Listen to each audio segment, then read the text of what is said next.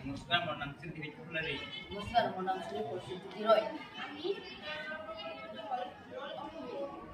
এই সঁজুলিটো এটা সৰু কিন্তু অতি শক্তিশালী সঁজুলি ইয়াক মোৰ দ্বাৰা লগাবলৈ মাত্ৰ 20 ছেকেণ্ডমান সময় লাগে এই যন্ত্ৰৰ থকা দুটা সৰুৰে দুটা টায়াৰখনৰ ভূমি পৰা সামান্য ওপৰলৈ উঠি দিয়ে।